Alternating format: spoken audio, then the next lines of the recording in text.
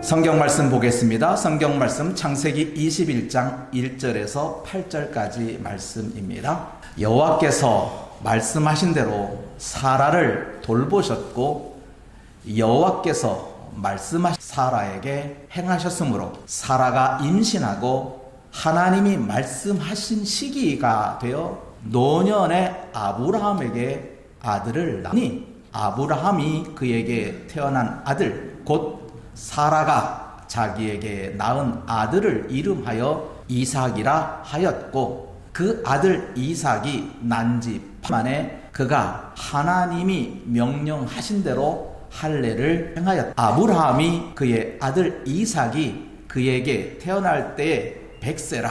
사라가 이르되 하나님이 나를 웃게 하시니 듣는 자가 다 나와 함께 웃으리로다. 또 이르시되 자식들을 젖먹이겠다고 누가 아브라함에게 말하였으리오마는 아브라함의 노경의 아들을 하니라. 아이가 자라매 젖을 떼고 이삭이 젖을 떼는 날에 아브라함이 큰 잔치를 베풀었다. 오늘 어린아이 이삭이라고 하는 제목을 잡았습니다. 아주 특별한 일이에요.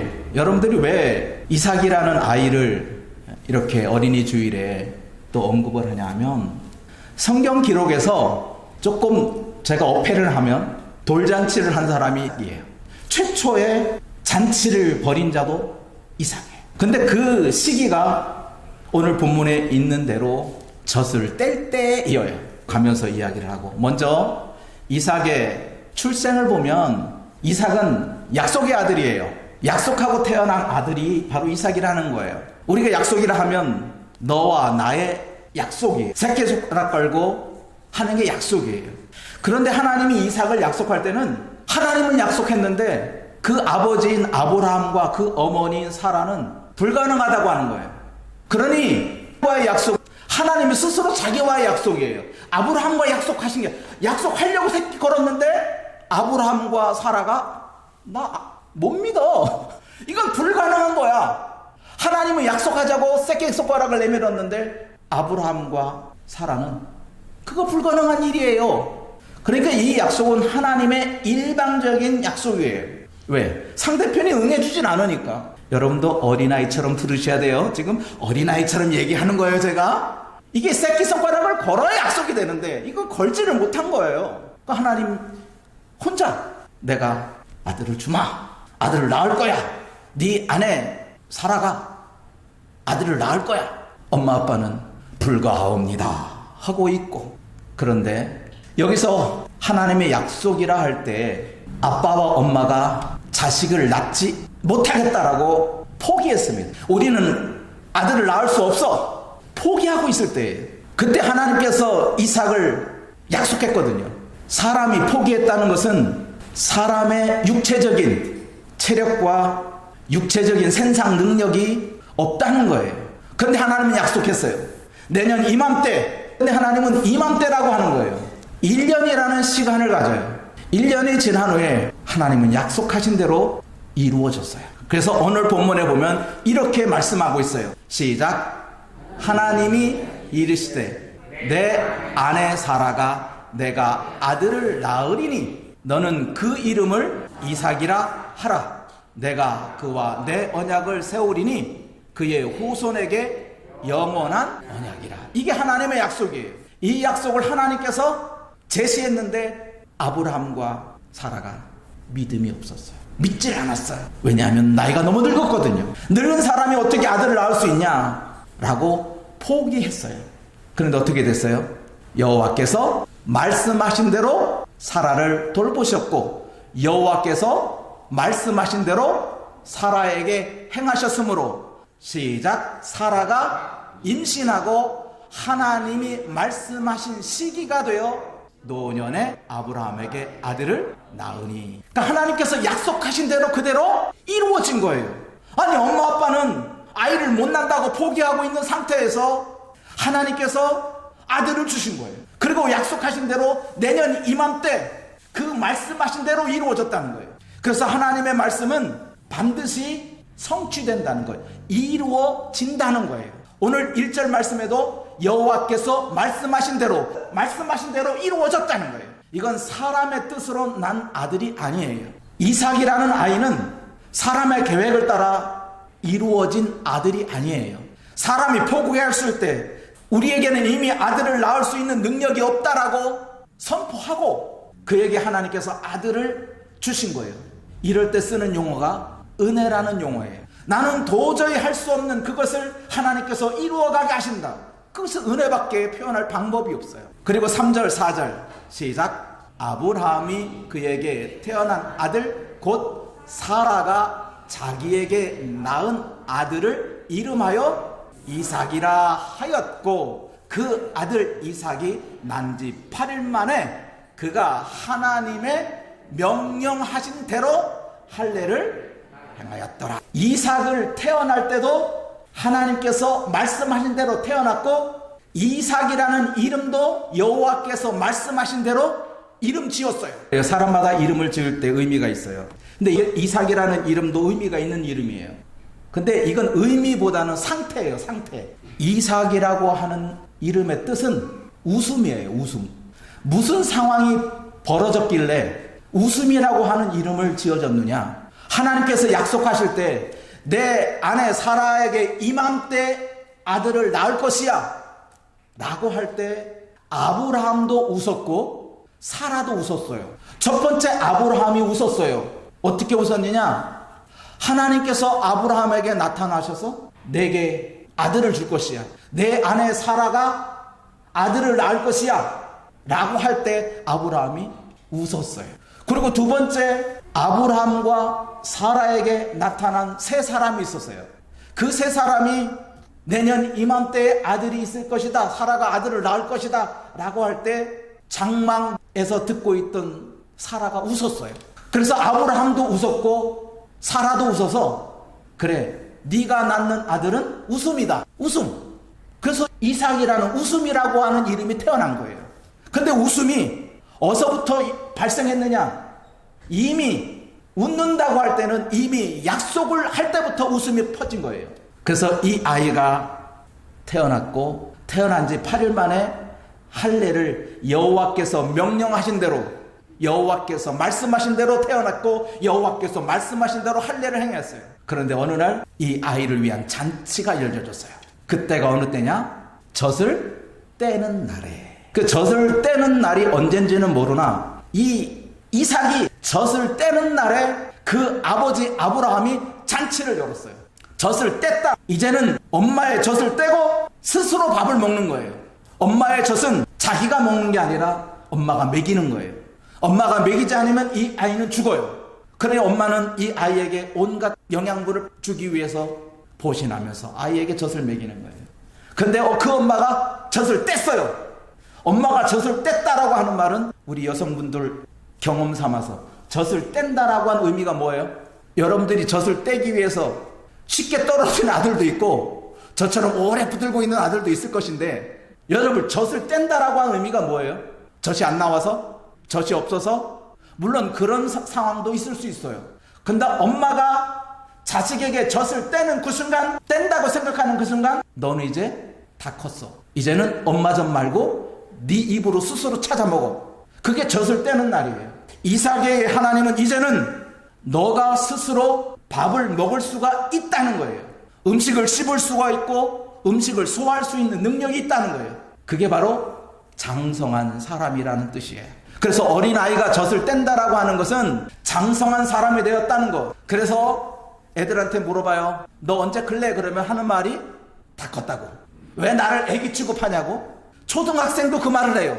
나 다 컸어 엄마. 애기 취급하고 있어. 그게 장성한 사람이라는 거예요. 그때 잔치를 벌이는 거예요. 기쁘다 기쁘다 기쁘고 기쁘다. 드디어 우리 아들이 사람답게 살게 되었다. 지금까지는 엄마 젖을 먹고 자랐는데 이제는 사람처럼 자기 이빨로 고기도 뜯고 자기 이빨로 음식도 찝어가면서 삼키면서 자라는 정상적인 사람이 되었다라고 하는 거예요. 또 젖을 떼었다라고 하는 것은 이제 어린아이의 일을 버렸다는 뜻이에요. 젖된 아들이 엄마한테 나 젖줘 하고 울면 엄마 어떻게 해요? 여기다가 약까지 바르면서 접근 금지를 하잖아요. 접근 금지. 이건 못 먹는 거야. 아마 그런 분 계실걸요? 그래요. 이제는 젖먹는 습관을 버리는 거예요. 이전에 행했던 모든 것들을 버리는 거예요. 그게 젖을 떼다는 의미예요. 어린아이의 습성, 어린아이의 모습들을 다 버리라는 거예요. 그런데 당연한 거예요. 이것은 누구나 다 당연한 일이에요. 이건 어린아이들이 장성한 사람이 되면 분명히 어린아이의 일을 버리는 것이 당연한 거예요. 근데 그 당연한 것을 잔치로서 표현한 거예요. 성경의 잔치는 천국 잔치를 상징하는 거예요. 성경의 기록이 오늘 처음으로 잔치라는 용어가 썼어요. 이 단어가 쓰여지는데 이 잔치라는 용어가 천국의 희락, 천국의 쾌락을 표현하는 거거든요. 이삭이 이제 천국의 맛을 우리에게 보여주는 거예요. 잔치는 기쁜 겁니다. 잔치는 행복한 겁니다. 잔치는 부족한 것이 없는 것입니다. 그래서 잔치는 지나가는 사람도 어떻게 붙잡고 아이고 드시고 가세요, 먹고 가세요, 들렸다 가세요. 잔치는 누구나가 다 오는 거예요. 그래서 각설이까지 오는 거예요. 잔칫날에 각설이까지. 지나가는 거지도 잔칫날은 환영받아요. 이것이 당연한 거예요. 이제 이삭의 잔치를 통해서 많은 사람들이 하나님의 잔치의 즐거움을 맛보게 되었다라고 하는 거예요. 이게 이삭이라는 아이로부터 시작된 이야기예요. 우린 어린아이들은 분명히 잔치의 세계에 들어옵니다. 그런데 이 잔치가 난지 8일 만에 할례를 받은 이삭이 맞이한 거예요. 할례 받은 자들이 나타난 잔치가 바로 이삭의 잔치예요. 고린도전서 13장 11절 우리가 귀담아들 말씀입니다. 내가 어렸을 때에는 말하는 것이 어린아이와 같고 깨닫는 것이 어린아이와 같고 생각하는 것이 어린아이와 같다가, 어렸을 때 하는 행동은 말하는 것도 어린아이처럼 해도 상관없고 깨닫는 것이 어린아이처럼 해도 상관없고 생각하는 것이 어린아이처럼 생각하는 것도 상관없어요. 그런데 장성한 사람이 되어서는 그런 일을 하면 안 된다는 거예요. 말하는 것도 어린아이와 같이 말하면 안 되는 것이고 깨닫는 것도 어린아이처럼 깨달으면 안 되는 것이고 생각하는 것도 어린아이처럼 생각해서는 안 되는 것이 장성한 사람이에요. 젖을 뗀 사람이란 말이에요. 젖을 뗐는데도 엄마 젖 찾아 나에게 젖줘 하는 것은 장성한 사람이 아직 못 됐다는 거예요. 아직 엄마 젖을 못 뗀 거예요. 그런 사람은 어떻게 해요? 고약을 발라서 접근을 못하게 하죠. 두 번 다시 엄마의 젖꼭지를 빨지 못하도록 강제적으로 봉합을 하잖아요. 우리도 이 사실을 깨달아야 돼요. 왜 장성한 사람이 되었는데도 불구하고 생각하는 것이나 말하는 것이나 깨닫는 것이 어린아이의 생각을 하고 어린아이의 말을 하고 어린아이의 생각을 깨닫고 그런 일을 하냐? 엄마의 젖을 먹여서 그래요. 오냐 그래 네가 엄마의 젖을 필요하는구나. 따끔한 맛을 보여줘야 되는데 이제는 엄마 젖은 안 되라고 따끔한 맛을 보여주면 두 번 다시 엄마의 젖을 안 찾을 것인데 그 따끔한 맛을 안 보고 계속 엄마가 젖꼭지를 내밀으니까 이 어린아이의 습성을 버리지 못하는 거예요. 우리는 젖을 뗀 사람들이에요. 젖을 뗀 사람이라면 이제 말하는 것도 어린아이처럼 말해서 안 되는 것이고 깨닫는 것도 어린아이처럼 깨달아서 안 되는 것이고 생각하는 것도 어린아이처럼 생각해서는 안 되는 거예요. 여기서 어린아이들이 말하는 것, 어린아이들이 깨닫는 것, 어린아이들이 생각하는 것, 여러분들이 자기 자녀를 보고 배우세요. 애들이 어떻게 말하는가, 애들이 어떻게 깨닫는가, 애들이 어떻게 생각하고 있는가. 그리고 그 생각과 그 말과 그 깨달음을 버려야 돼요. 그것은 아니야. 내가 가질 생각은 아니야. 내가 가질 말은 아니야. 내가 가질 깨달음도 아니야. 그래서 어린아이의 일들을 다 버리는 사람이 되었으면 좋겠습니다. 그리고 예수님께서 우리에게 천국이라고 하는 것을 어린아이와 견주어서 이야기한 부분이 있는데 천국은 이런 사람의 것이다 라고 하신 부분인데 예수께 사람들이 어린아이들을 데려와서 어린아이들에게 안수해 주시기를 예수님께 구합니다. 그런데 예수님의 제자들이 어린이를 데려온 사람들을 꾸짖습니다. 그때 예수님께서 하신 말씀이에요. 14절 시작. 예수께서 이르시되 어린아이들을 용납하고 내게 오는 것을 금하지 말라. 천국이 이런 사람의 것이니라. 어린아이들을 데려온 사람, 그리고 자기를 데려온 어른들을 따라간 어린아이, 장성한 사람이 어린 아이를 데려온 그 사람들, 바로 그것이 천국이라는 거예요. 천국은 이런 사람의 것이야. 어린 아이를 데리고 와서 이 어린 아이에게 예수께서 기도해 주기를 바라는 사람들, 이 어린 아이들을 예수께서 안수해 주시고 기도해 주기를 간절히 소망했던 그 사람들이 천국에, 그 사람들이 들어갈 곳이 천국이라는 거예요. 어린아이를 대접한 거예요. 너희들은 가. 내가 예수의 안수를 받아야 돼. 그게 아니고 어린아이를 데려온 사람, 어린아이들에게 예수의 안수 기도를 해주려고 했던 그 사람들, 그 사람들이 천국에 들어가는 것이고, 바로 천국은 그런 사람들의 것이라고 하는 거예요. 어린이들 존귀하게 생각하는 사람들, 어린이를 높이는 사람들, 어린이를 가장 소중하게 생각했던 사람들, 이런 사람들이 바로 천국에 들어갈 사람들이라고 하는 거예요. 그래서 분명히 우리가 오해하는 부분인데, 천국은 어린아이의 것이다 라고 이야기를 하는데, 이 오늘 본문에서 마태복음 19장에서 하는 얘기는 어린이들이 천국을 말하는 게 아니라 어린이들을 데리고 온 예수에게 안수하여 드리기를, 어린이들에게 안수하고 하라고 바라고는 그 사람들이 천국이 그들의 것이라고 하는 거예요. 어린이를 소중히 여길 줄 알고 어린아이가 가장 귀중한 존재로 생각했던 그 사람들이 바로 천국에 들어갈 자, 천국을 소유할 자라는 거예요. 애들은 가라 하는 사람은 천국에 들어갈 자격이 없어요. 왜냐하면 지극히 작은 어린아이 하나에게 한 것이 곧 내게 한 것이거든요.